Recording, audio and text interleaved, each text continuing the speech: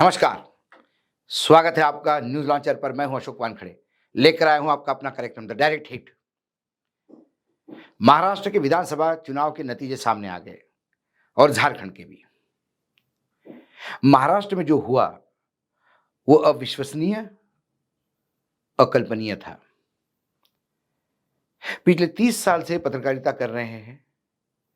जब लहर होती है तो समझ में आता है। जब एक तरफा लोग किसी राजनीतिक दल की जय जयकार करते हैं तो समझ में आता है।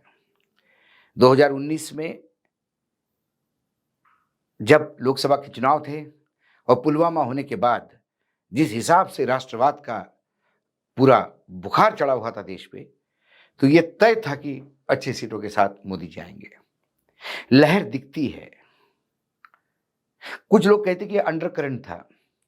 तो अंडर करंट इतना नहीं होता जिसमें इतना अभूतपूर्व बदलाव आ जाए कि जो कल्पना सत्ता दल ने भी नहीं की थी। भाजपा के कई नेता इस बात को बार बार दोहराते थे कि यदि हमने मराठवाड़ा में 10-15 सीटें ले ली और 20 यदि हम विदर्भ में आ गए तो हम रेस में आ जाएंगे। जिस विदर्भ में सुपड़ा साफ कर दिया बीजेपी बीजेपी दिखता है और मराठवाड़ा में बीजेपी बीजेपी हो गया। ये ऐसा क्या हो गया कि जो 4 महीने में बदलाव हुआ। 4 महीने में मनी ट्रांसफर हो गया, महिलाओं को पैसा चला गया, भैया को पैसा चला गया, लेकिन किसानों के माल को रेट नहीं था। सोयाबीन 4,000 पे बिक रहा था, कपास 5-6 हजार पे बिक रहा था। पूरा बेल्ट विदर्भ और मराठवाड़ा ये किसानों का बेल्ट है। सबसे ज्यादा इसी बेल्ट में हो रही है, अभी भी लगातार हो ही रही है। ऐसे में लोग कहते कि हमने मेट्रो लाई। आज एकनाथ शिंदे को हमने पढ़ रहे थे कि मेट्रो आई, हमने लिंकिंग रोड बनाया, हमने ये किया, हमने वो किया, हमने महाराष्ट्र का विकास किया। कौन सा विकास किया? महाराष्ट्र के 65,000 स्कूल प्राइवेट सेक्टर में पीपीपी मॉडल में दिए। जो सरकार बच्चों के स्कूल तक प्राइमरी नहीं चला सकती, वो विकास की बात करती है। बड़े बड़े उद्योग गुजरात चले जाते हैं, ये विकास की बात करते हैं। यहाँ मुंबई के बड़े बड़े ऑफिस गुजरात जा रहे हैं, ये विकास की बात करते हैं। महाराष्ट्र पे कर्जा बढ़ा है, ये विकास की बात करते हैं। कम से कम अजित पवार जी ने प्रेस कॉन्फ्रेंस में इतना तो बोला कि जब नतीजे आ रहे थे तो मेरे सामने महाराष्ट्र की आर्थिक स्थिति थी। मुझे ये देख रहा था कि सत्ता में तो हम वापस आ गए हैं, हमको करना भी बहुत कुछ है। आपने 1500 की जगह 2100 रुपए बताया है। क्या महाराष्ट्र की स्थिति भी मध्य प्रदेश जैसी होगी कि जहां हर 2 साल, हर साल, हर महीने 2000 करोड़ रुपए की तनख्वाह देने के लिए होती है? कई कॉन्ट्रैक्टर्स के बिल पेमेंट अभी होना बाकी है। सरकार की वित्तीय स्थिति बहुत खराब है, दावे बहुत किए हुए हैं। क्या ये सब डिलीवर कर पाएंगे? सरकार का रेवेन्यू कहां से बढ़ेगा? यदि बड़े बड़े प्रोजेक्ट जो महाराष्ट्र में थे, लाखों करोड़ का इन्वेस्टमेंट, उसमें सिर्फ बेरोजगारी ही नहीं जाती, रोजगार ही नहीं मिलता, लेकिन वहां का जो माल बिकता, करोड़ों रुपए का जो प्लेन हवाई जहाज बिकेंगे तो कितना पैसा आएगा? जब दूसरे जो प्रोजेक्ट आए थे उसका जो बिलिंग होगा तो उसका जीएसटी महाराष्ट्र को मिलता। उस जीएसटी का शेयर हमारा इनकम होता, महाराष्ट्र को खर्चे के लिए पैसा हो जाता। एक तरफ महाराष्ट्र का इनकम में ढाला डाल रहा है और दूसरी तरफ महाराष्ट्र पे कर्जा बढ़ रहा है। ये वित्तीय स्थिति है, ये नई नहीं है। इसके बाद भी क्या हम ये माने कि महाराष्ट्र की जनता ने अपनी अस्मिता छोड़ दी? छत्रपति शिवाजी महाराज का स्टैचू गिर गया, लोग भूल गए छत्रपति शिवाजी महाराज को। लोग गुजरातियों द्वारा जो प्रताड़ना की जाती है वो भूल गए। बार बार हिमालय सह्याद्री पे प्रकोप करता है, लोग ये भूल गए। किसान अपनी समस्याएं भूल गया, कोई कोई नहीं भूला। मैं महाराष्ट्र के एक एक जिले में भ्रमण करके आया था, सारी समस्याएं जीवंत दिख रही थी, लगातार रिपोर्टिंग भी कर रहा था। लेकिन फिर ये सिस्टम कैसा आया? कौन है इसके पीछे?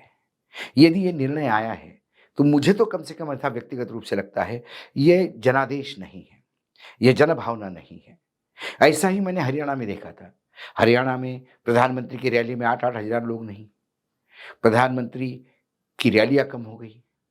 महाराष्ट्र में भी जगह खाली, खिड़की वो कुर्सियां खाली रखी जाती थी। पुणे में रैली थी तो वहाँ जो न्यूज़ चैनल्स थे उनको बोला था कि आप फील्ड ले लीजिए हमसे, आप अपना शूट नहीं कर सकते। ये हुआ है। योगी आदित्यनाथ आया, कटेंगे बटेंगे तो सब वापस हो गया।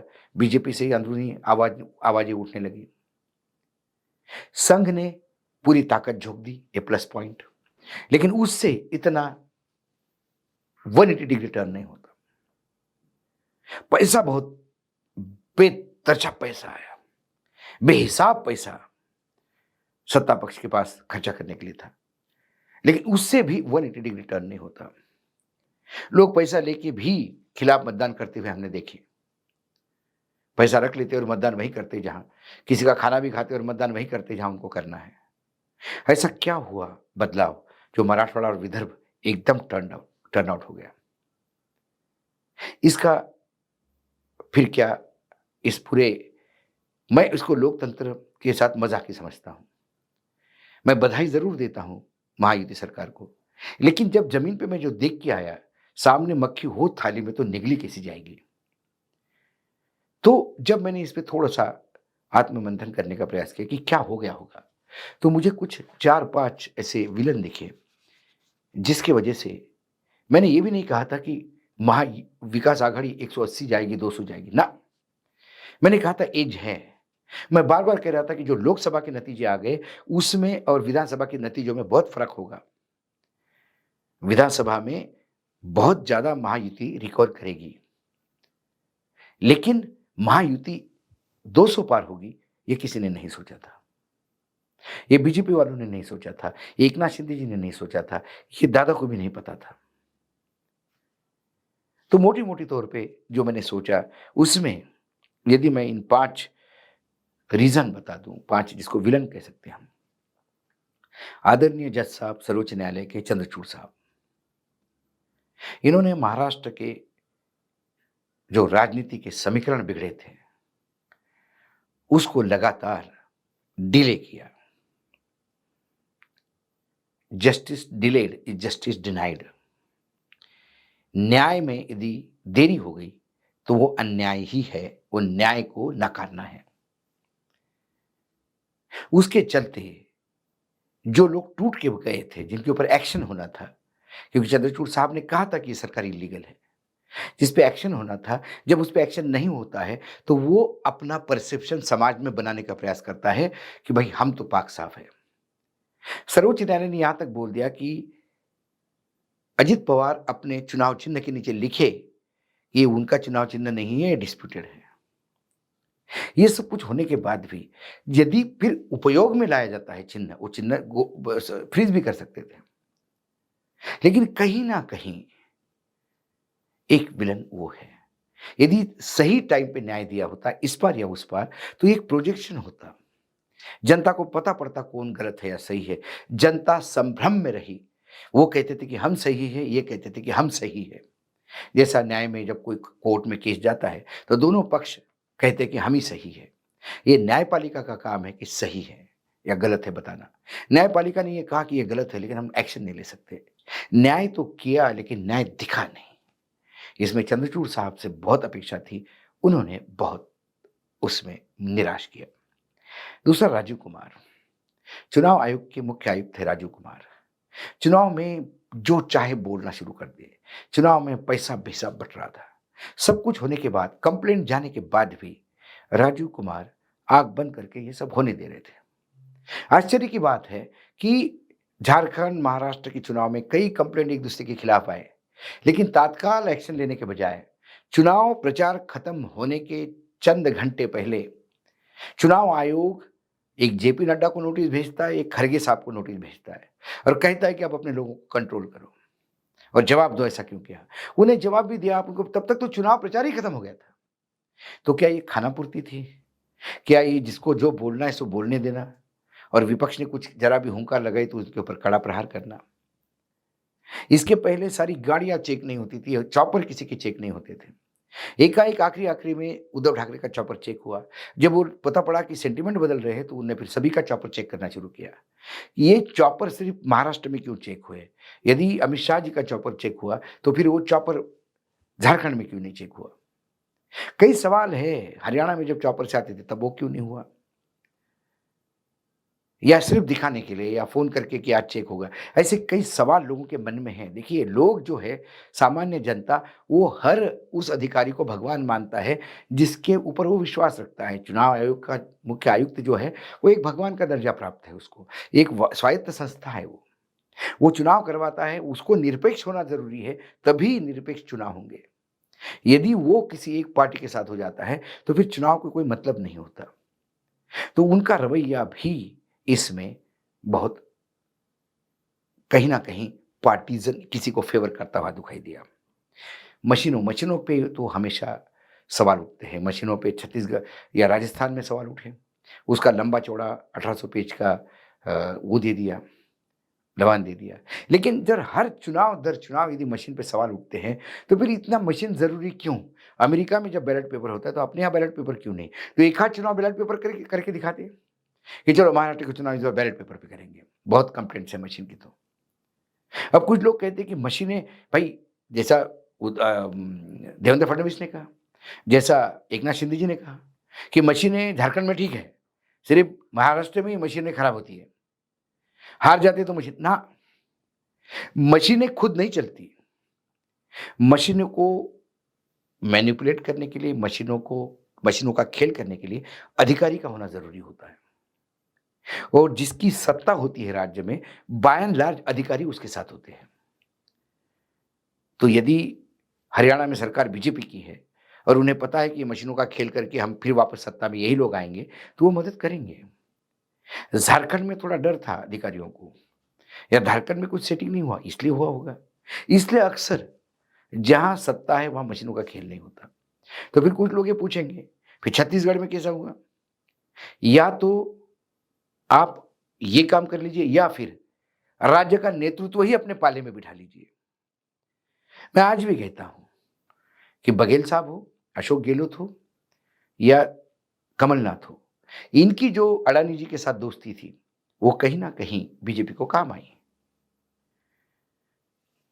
उड़ीसा की बात करें, तो वहाँ जो पांड्यन थे, वही बीजेपी में हो गए थे, क्योंकि उनकी और अश्विनी वैष्णव की दोस्ती सारी दुनिया को पता थी। और पांड्यन के चलते ही नवीन पटनायक रास्ते पे लग गए। ऐसे हर राज्य के बारे में बताना जाऊँगा तो हर राज्य का है जवाब। एक थ्योरी ये भी आई है कि हरियाणा और जम्मू कश्मीर में जब चुनाव होते तो जम्मू कश्मीर में उनको जीतने दो, हरियाणा अपने पास रखो क्योंकि हरियाणा बहुत ज़रूरी राज्य है। महाराष्ट्र और झारखंड में जाने दो, महाराष्ट्र रोक लो। लेकिन मैं इस थ्योरी को नहीं मानता। यदि उनको झारखंड भी चाहिए तो वो ले सकते थे, लेकिन अधिकारी कैसे कब्जे में लाए, ये बहुत एक अहम है। उसके बाद पैसा, चुनाव में पैसा लगता है। चुनाव आयोग बहुत भले ही लिख दे कि इतने रुपए का समोसा और इतने रुपए की चाय और इतने रुपए की चेयर, 10 रुपए चेयर, ये सब कहने की बातें हैं, ये खानापूर्ति की होती है। लेकिन चुनाव में अथाह पैसा लगता है और इस बार महाराष्ट्र के चुनाव में जितना पैसा फेंका गया, शायद ही किसी चुनाव में फेंका गया।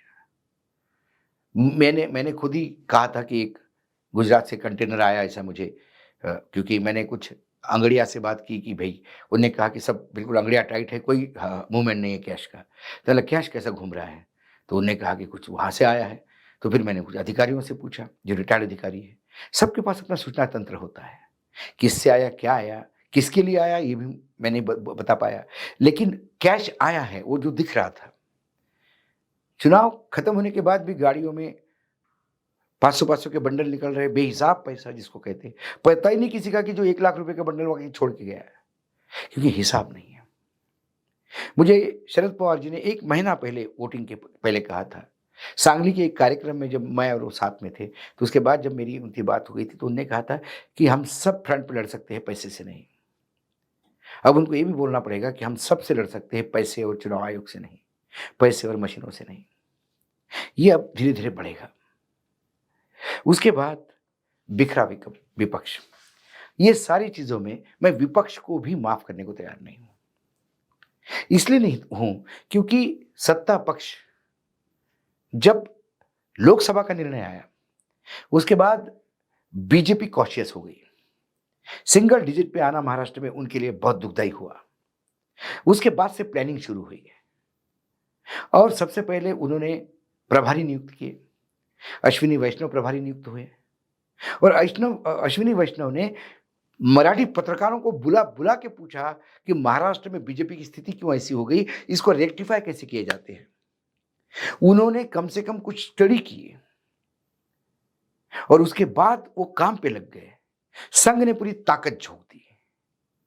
उसके बाद तीनों राजकीय दल, एकनाथ शिंदे की शिवसेना, अजित पवार की एनसीपी और बीजेपी, इनमें सीट बंटवारा हुआ लेकिन कहीं आवाज तक नहीं आई। ये स्थिति थी कि अजित पवार को कम सीटें देने के बाद भी अपने कुछ उम्मीदवार अजित पवार के सिंबल से उतारे, फिर भी उन्होंने उफ नहीं की। अंदर बातें भी हो गई होगी लेकिन बाहर नहीं आई। मुख्यमंत्री कौन होगा इस पे बोलने के बाद एक ही बात कही, तो भाई एकनाथ शिंदे तो अभी मुख्यमंत्री है, किस मुख्यमंत्री की बात करते हैं, बाद में तय करेंगे।